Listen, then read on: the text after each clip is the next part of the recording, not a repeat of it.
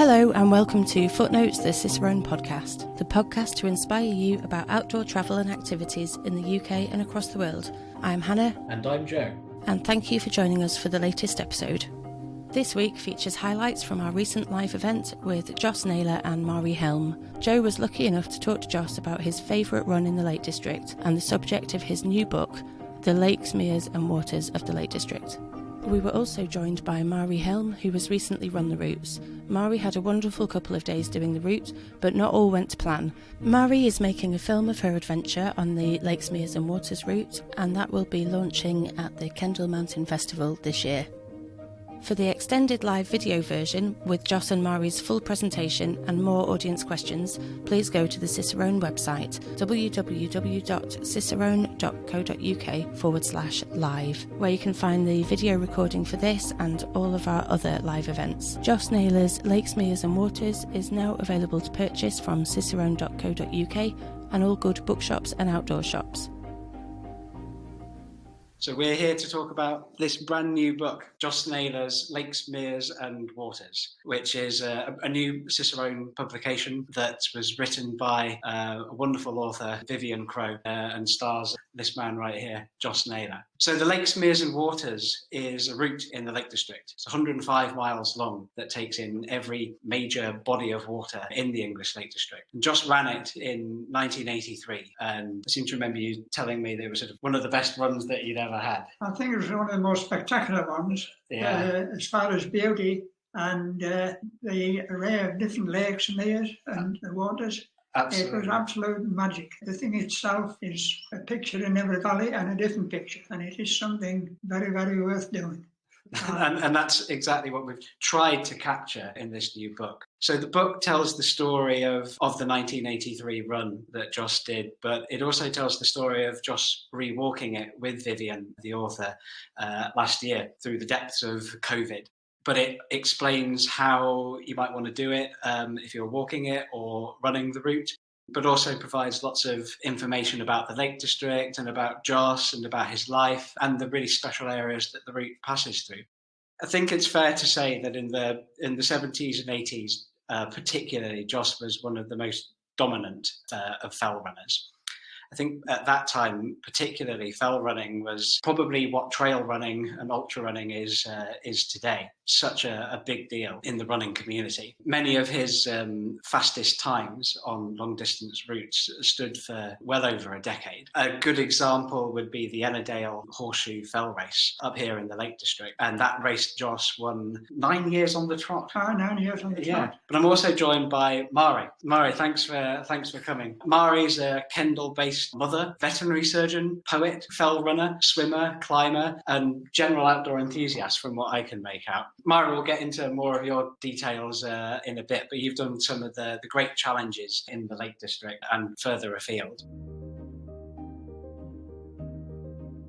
Well, welcome, guys. Joss, I've got a pile of questions for you, but maybe let's just kick off with the most important one. What is the Lakes, Meres and Waters route? Well, it starts at a place called Lowswater, and it finishes at Overthwater, which is up in the lake, north end of the Lake District. And from there, we kick off with the Liverpool Lakes, and then we go over Ennerdale and over into Wasdale. And from Wasdale, then we head down to Devonwater, and from there we double back to Goatswater, Lowater, Leverswater, Coniston Water.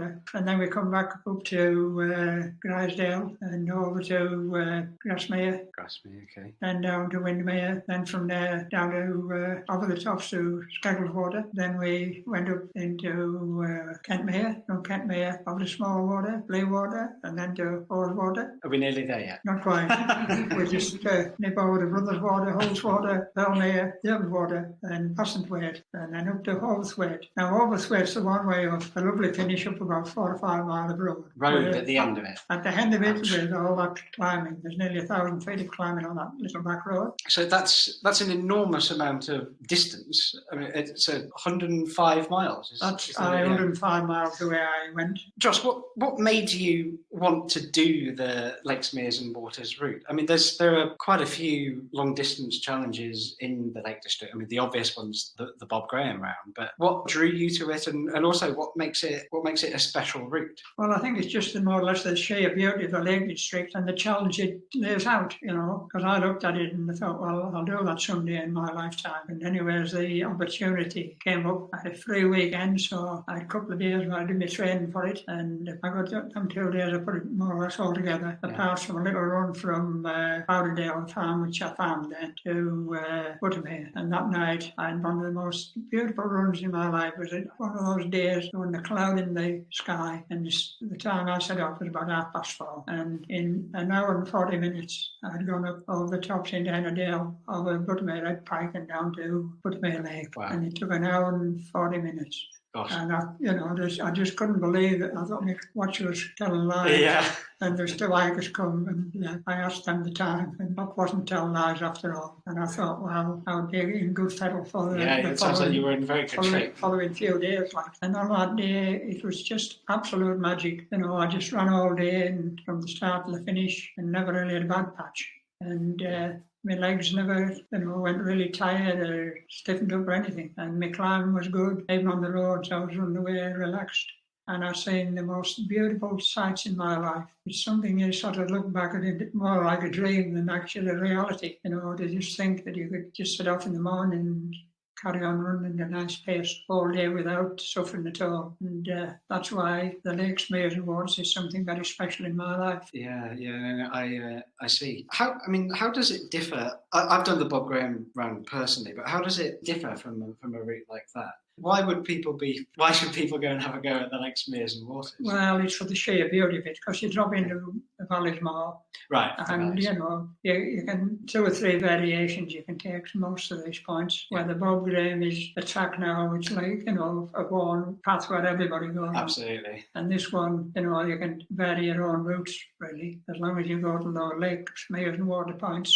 Yeah. You've got to do that bit, and you maybe take a short career, but at the point you maybe add a mile or 2 on. So it's the kind of the variety of the landscapes and getting to see more of the Lake District, I suppose, rather than the Bob Graham when you're just on top of the hill. That's right. In the Bob Graham, you've got your head down more climbing and concentrating on your feet coming fast downhill. In this situation, doing the Lakes, Meres and Waters, it gives you a chance to stride out at different places, and when you're going over the skylines, you can look away forward, you can see where you're going. Okay, you can enjoy it. You can enjoy the scenery as you go along and take a lot in. It's just something very, very special. Brilliant.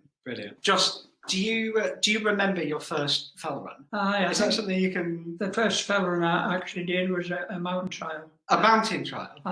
Hang on, isn't that a very long race? They're fairly long, because don't people normally start running by trying to run a mile and then needing to stop to walk? They're the chaps who take these jobs seriously. But that day, Will Sparrow on the Westwood Hotel, Harry Griffin, who put the mountain trial on, he stayed there, and he said to Will, do you think there's anybody in the valley who would like to have a run? Well, Will thought I might like to have a run, and he came round and I was having my breakfast, and he said, you fancy doing a mountain trial? And he told us what it was, and I got no running shirt, I got out. Will said it'll be all right. I cut the legs off my breeches and ran in my big work boots. And how did it go? It was going well with black sailors, and then I was coming out of this forest, I cut a leg off this forest wire, and I got cramp in my leg. Oh. And it was just so hammering and sweating and, and not running like. Did you enjoy it? It was bloody punishment. Was it? I think that's probably what most people say about it. But I got cramp. Then I got cramp, but all right. At that point, I was, in the lead, I sat there about 10 minutes before anybody come, and then after a few runners I'd gone through, I got up and waddled away around again. I got up onto Western and Kane, where there was a checkpoint after Black Stables, and got to catch up with a chap called, I think it was Joanne, and he sort of stuck with us. I got till the bridge at Sayed Town. And there's 2 old ladies having a picnic at a salt cellar, and I said, can I have a bit of your salt, lass? And she said, aye. So losing it up, put half of salt at the full of my hand, and just put it in my mouth. Really? I had a drink of water, and as soon as I got rid of it, cramp, and I joined in, and I paddled up on the top of Great End, and then on the top of Lingnell, and finished back at the Westwood Hotel. I finished about halfway up the field, but.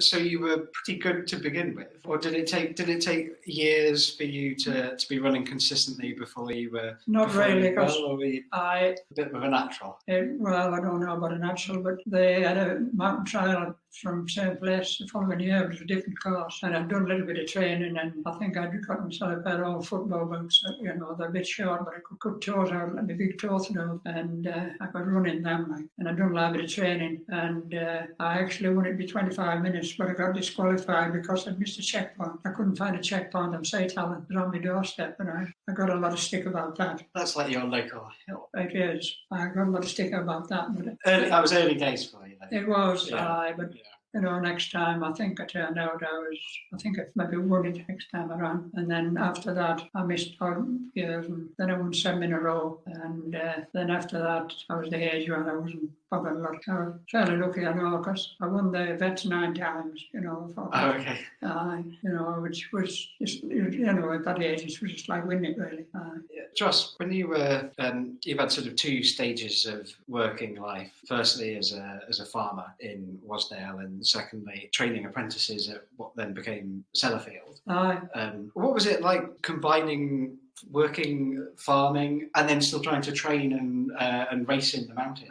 You know, how could you do those things side by side? I never ever did a lot of training. When I went out for a run, it was a long run, you know, my training runs. And so you didn't go out for sort of a quick 5K on the road or something like unless that? Unless sometimes I went out and work for a half an hour and had a quick 5 miles, something like that. You just sharpened the legs up a bit. But, you know, when I had time to go for runs, I had a wet day and I couldn't get on with my work at all. Right. But I didn't waste any, you know, good dry days out like that. I had my work to do, and the time it had to be done, it got done, whether it was raining or snowing or whatever. Whatever the weather. Get out and get it done. Okay. You know, some days I'd work for, you know, 22 hours or something like that. It was on night shifts. And just got up and kept marching and did the job you had to do. Okay. Well, I think we could probably learn some grit there.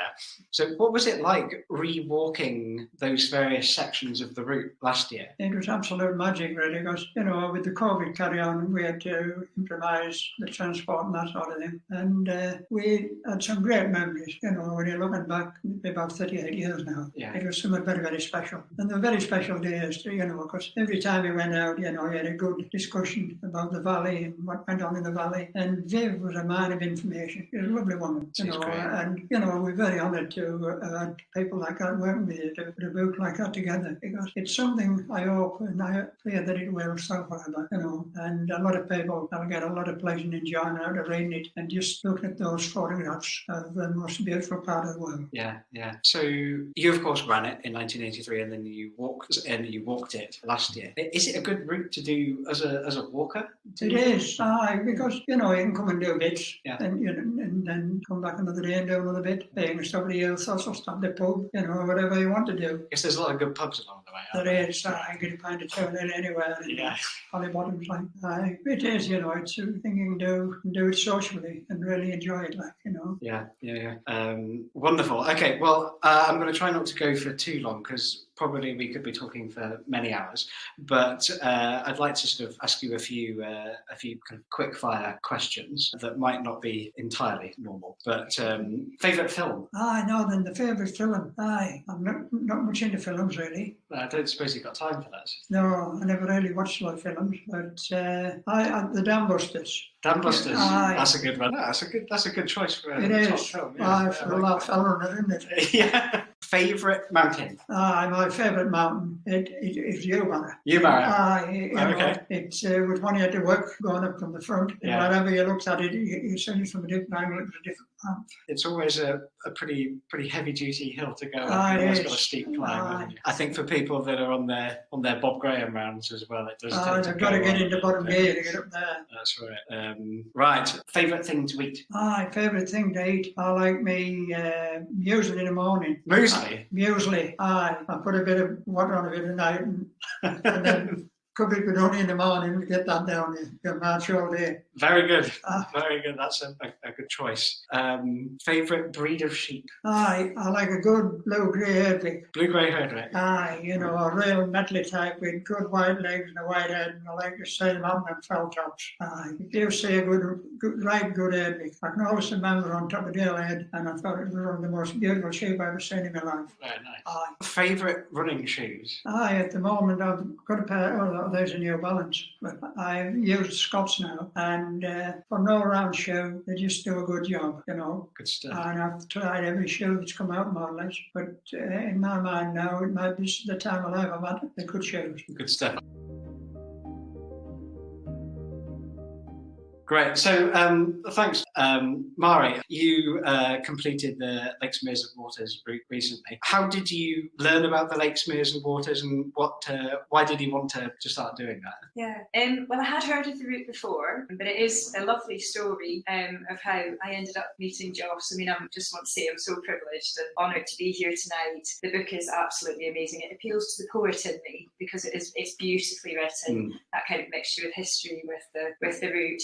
Pete Todhunter, Joss's friend, had found some of my poetry online. So we just met up for the crack. Had a nice walk from Grasmere with Joss beasting us up the hill. And we got chatting. And by the end of the day, I was doing the Lakes, Meres and Waters in about 12 weeks at a time. And we were making a poetic running film about it. So it was, happened quite quickly. So what was it that like sort of captured your imagination about the route? Because we tend to sort of, you tend to hear about these kind of things, and then some things stick and some things kind of go away, whether that's like a run or a trek or something like that. It's a very beautiful route. We live in the Lake District, and the Lakes, Meres and Waters, what it's all about, and the route basically does go round. It's an inspiring route. It goes round kind of what makes the Lake District. The Lake District, you do see all the mountains, but as Joss says, you go to places. I did, parts of that route that I'd never done before, I'd never been on before, and I've lived here 20 years. Yeah. So it is just an absolutely beautiful route. I mean, I've been round Bob Graham and done a number of other sort of local challenges. I would agree with Joss. It's absolutely stunning route, absolutely beautiful. I was lucky that we had better than good weather on the day. It was very hot, but it's a very special route. Just tell us a little bit more about yourself, Mhairi. I mean, are you an elite runner? Yes, no. It's really nice to be able to talk to you about this route, coming at it as a sort of more normal person. Sort of sitting next to someone like Joss. I mean, basically, I took more than twice the length of time that Joss did to do the route. I did it in 39 hours in the end. You were enjoying it? I was enjoying more. I was just taking my time to enjoy it more. So, being a mum makes it quite hard to fit everything in. So I carry quite a few injuries. I was told when I had my children, I was injured quite badly. I was told I'd never run again. But I was so inspired by this route that it inspired me I just really wanted to do it. Often people will not go out and do things because if they have injuries or they don't feel they're in elite shape. And I guess I'm quite happy to fail, so I'm quite happy to have a go at things. I've coined the phrase, my eyes are bigger than my thighs. That's a really good one. But I think the great thing about this route, there's no time limit on it. I knew that all I had to do was to keep going. You've not got those time pressures, and so I think it's very inclusive. You can walk it over a few days. Doing it in one continuous loop is amazing. That's the thing, because the Bob Graham round that we keep on coming back to, because it's the big Lake District long distance route, but there's that time pressure. It is. That I guess if you take that away, you can enjoy the present moment and the experience. Yes. And where you are a bit more. Yes. Yeah, definitely. When I've sort of been around the Bob Graham before, you're constantly looking at your watch, constantly worrying about, because you break it down, don't you? And each little bit becomes, you've got to get there. It's broken down into like sometimes 6 or 7 minute chunks or 30-minute chunks. Yeah. This, as Joss said, really, you can look up, enjoy the route. If you haven't got around the Bob Graham in 24 hours, you kind of have a sense that you failed. Whereas this route, you can achieve it even if you've stopped down and had to sleep in the middle. It's achievable and doable. And I think that's great, as a long distance walking route. If people associate these things with running, they'll feel like they're not going to be able to do it, but you can walk it. So tell us about your training for the route. And possibly a little bit like Joss in that respect, that I don't sort of do lots of training because we don't really have time to do it. Just went out running a bit. I was thinking earlier when Joss was talking about, he didn't do a lot of running, but he worked the sheep and he had to catch sheep. It's a bit like the interval training, isn't it? Which is like actually really good training. So I didn't chase after sheep. I do a bit of sort of very quick interval sort of Tabata type training, and just getting time on your feet really. It's kind of recceing bits of the route, and then it came to the day. Yes. How was all the planning for the event? Did that sort of go okay? Was it logistically complicated? It was reasonably logistically complicated. Like, I think sometimes it's hard if you're not totally sure that you're going to do something. It'd be quite difficult asking pacers to come out and support you. And honestly, because there was quite a few things that made the day very tough for me, and the pacers are what got me round. Obviously my experience was different to Joss's. I didn't feel like I was flying, but it was a day. It was like a dream. The whole thing was just like a dream. The most perfect day, and just such a beautiful memory for me. Yeah, if you're going to do it in a continuous sort of route, you're gonna be going through the night. And funnily enough, we were just talking today about some of the things you see, the wildlife that you see when you're out doing something like this. And I will just remember being galloped at by a herd of badgers in Kentmere. Badgers? I think badgers, yes. So quite angry badgers charging us in the morning along Kentmere. But it really was quite special. They came quite close before they kind of went off to the sun. I think one of my pacers kind of jumped behind me because, of course, I'm a vet, so I should know how to wrestle with badgers. Of course, you're trained in that, aren't you? Absolutely. So less wonderful. What made it hard? So about 2 weeks before, I fell over, just running on the scars in Kendal on a flat surface, just tripped over a little pebble, and I banged the side of my left knee, and I've actually got a bony lump there quite badly, and it triggered off some ITB issues. And I was resting and I was meant to be running in Rochdale the week before. I rested, I didn't do that, and was just hoping it was going to be okay. And unfortunately, it wasn't. I got to Bleaberry Tarn. How far's Bleaberry Tarn? 4 miles in, and my knee started hurting. So, and it really was. So, I mean, anybody runners will know that ITB pain's kind of like stabbing something in the side of your knee. It gave me some quite good material for the poem, actually. So sort of quite sort of dark moments. Yes. So hang on, you started a 105-mile run, and then 4 miles in were in excruciating pain, and then soldiered on for just another 101 miles. I suppose it's what you do, isn't it? You just don't get to do something where Joss Naylor's going to come and meet you, do you? I mean, you just don't get to do something like that, going to come and meet you on the way around. And I knew Joss and Pete were coming at various points, and a lot of my pacers were really inspirational people as well. And I just made a decision, and I thought about Joss, and I was like, come on, let's just do this. Let's just see what your body can do and see if you can see it through the pain. And it's great because you forget about that within about a day after. Or you just forget about all the pain. So there wasn't any long-lasting effects? Yeah, I mean, the knee's still a bit sore, but it wasn't actually any worse, really. So not that I want to encourage running on injuries or anything like that, but it was the right decision for me at the end of the day. And actually, I think it was so hot, I think it ended up being better that we were walking than running. But at the end, it is quite funny, really. Basically, I was thinking, I've come all this way to touch the water with Joss, and I couldn't actually bend down to actually touch the water. I was like, my legs were too sore. Joss was right when he said about this last road section. It was a real struggle. I thought I was there at Bassenthwaite. It was like, I've done it now. I'm there. Yeah. And it was only 4 miles on the road, but it just went on and on and on. And then my legs stiffened up and I couldn't bend down to. I think Joss might have helped me down in a different manner. I was like, it's lean on you. I still have to pinch myself. I can't quite believe that it happened. It's just a beautiful route. And, just to give people that gift of and the inspiration of being there to meet you, it was, you came and walked the last mile or so, didn't you? It was rather special night, It was lovely. Yeah. And I think touching the water is something, and there may be another kind of special thing about this route, is that it's sort of a kinesthetic sort of experience. Yeah. And there's like a symbolism, isn't there? Definitely in is, doing that as well. Yeah, we definitely, I mean, that's what, for me, the poem really is about, that was my first thought. So we're hoping, obviously we're making the film and it's looking sort of hopeful we're going to be at the film festival. Kendal Mountain Festival. It is, yes. Brilliant. And I do have to blame, I don't know how many will have heard of a chap called Jeff Cox, who's a wonderful poet. And he made a very well-known film called The Shepherd's Hand. Yeah. And I watched it. We were sort of coming up with the plan, and I knew that I wanted to make this film, write the poem, and do the route. Yeah. So it lends itself very well to poetry. Yeah. And that idea of us touching the water and getting at the end. Yeah. It was a grand day out for Joss. It was a grand 2 days out for me, really. It's something very special, absolutely magic. I think we're all really excited to see that film when it's finally ready and premiering at the Kendal Mountain Festival. And we'll make sure that we give pointers to Cicerone followers about where to find it and all that sort of thing.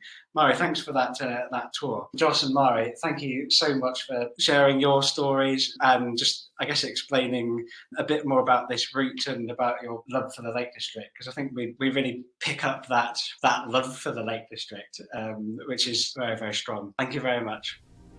That was Joe talking to Joss Naylor and Mhairi Helme about the Lakes, Meres and Waters route. Thanks again to Joss and Mhairi for coming to talk to us, and thanks to you for listening to this latest episode of Footnotes, the Cicerone podcast. We had so many questions from the audience for this event that we're actually going to publish an additional podcast episode with some more questions. So thank you so much to our audience for sending in so many questions. It was fantastic to hear from you. You can find out about our monthly live events at cicerone.co.uk/live and keep up to date with the podcast by subscribing on your preferred podcast platform or on the Cicerone website, cicerone.co.uk/podcast. Let us know what you think by leaving a review on Apple Podcasts or by emailing us at live@cicerone.co.uk. We'll be back in 2 weeks. In the meantime, search for us on Facebook, Twitter and Instagram for all our latest news. You can also join our Facebook community group, Cicerone Connect, to connect with other outdoor enthusiasts. There are plenty of articles on our website, cicerone.co.uk, where you can also check out our full range of titles and sign up to our newsletter. We hope you enjoy listening to Footnotes, the Cicerone podcast, and that you're inspired to set out and explore the outdoors. We'll see you soon.